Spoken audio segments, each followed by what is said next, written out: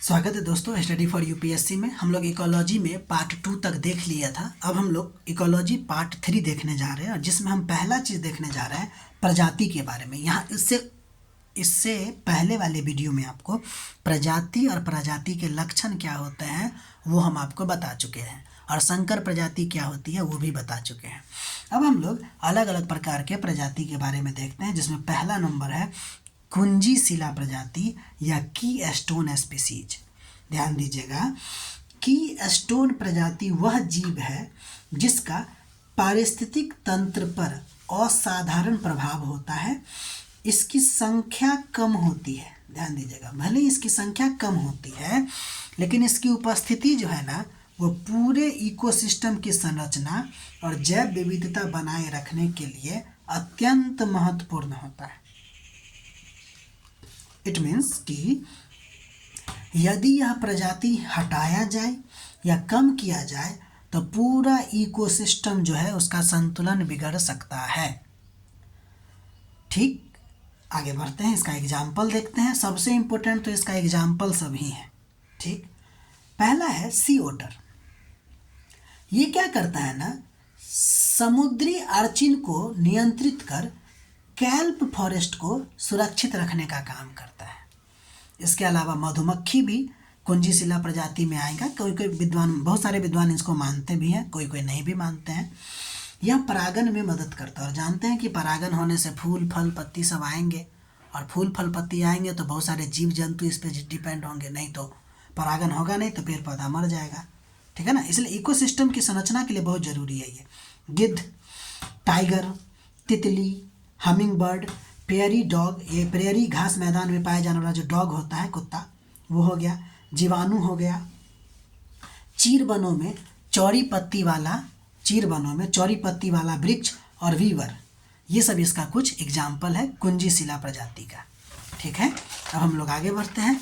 इस प्रकार अगर हम देखें तो कुंजी शिला प्रजाति या की स्टोन स्पीसीज जो है वो पारिस्थितिक तंत्र की संतुलित संरचना, जैव विविधता और कार्य प्रणाली बनाए रखने के लिए आवश्यक होता है। ठीक है, अब हम लोग इंडिकेटर स्पीसीज यानी कि सूचक प्रजाति के बारे में देखते हैं। वे जीव होते हैं जिसकी उपस्थिति, अनुपस्थिति या संख्या में परिवर्तन से किसी पर्यावरण या पारिस्थितिक तंत्र की गुणवत्ता, स्वास्थ्य या प्रदूषण के स्तर के बारे में पता चलता है। यानी अगर सिंपल बात में कहें तो यह पर्यावरण के स्वास्थ्य के बारे में बताता है। उदाहरण के लिए लाइकेन, ये कवक और शैवाल का सहजीवन होता है, और यह आपको वायु प्रदूषण के बारे में संकेत देता है। जहाँ अगर लाइकेन नहीं होता वहाँ की हवा प्रदूषित मानी जाती है। एम्फीबियन की बात करेंगे उभयचर में, जैसे मेढक, सैलामेंडर, ये आपको जल की उपस्थिति या नमी की उपस्थिति के बारे में बताता है। स्टोन फ्लाई, मे फ्लाई लार्वा, ये आपको जल की शुद्धता के बारे में बताता है। अगर हम मॉस की बात करें, MOSS, तो ये आपको सतह की लवणीयता के बारे में पता लगाता है या बताता है। रेड पांडा की अगर बात करें तो ठंडे पर्वतीय जंगलों के स्वास्थ्य के बारे में बताता है। और एक ट्राउट मछली होता है, ट्राउट, ये मछली आपको क्लीन और वेल ऑक्सीजनेटेड वाटर के बारे में बताता है। ठीक है, तो ये था आपको सूचक प्रजाति। इस प्रकार अगर कहे तो सूचक प्रजाति जो होता है वो प्रदूषण के प्रारंभिक चेतावनी देते हैं, नामी या सूचना देने का काम करते हैं, और इसी आधार पे हम लोग पर्यावरण संरक्षण नीति बनाने में हमको मदद मिलती है। पारिस्थितिकी और संतुलन को पहचानने में भी हमको मदद मिलती है। ठीक, अगला नंबर स्पीसीज पढ़ने जा रहे हैं जिसका नाम है अम्ब्रेला। ध्यान रहे, लिखते चलिएगा।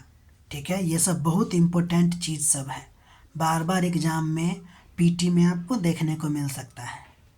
ठीक, अब हम लोग अम्ब्रेला स्पीसीज के बारे में देखने जा रहे हैं, जिसको छत्रक या छत्र प्रजाति कहते हैं। वे प्रजातियां होती है जिनके संरक्षण से उसी क्षेत्र में रहने वाले कई प्रजातियां और पूरा आवास स्वतः सुरक्षित हो जाते हैं। ठीक, यानी कि इसको संरक्षित करेंगे तो बहुत सारा चीज़ और संरक्षित हो जाएगा। ठीक, इसके बारे में कुछ विशेषता देख लीजिए कि यह आपको इसके लिए बड़े क्षेत्र की आवश्यकता होती है।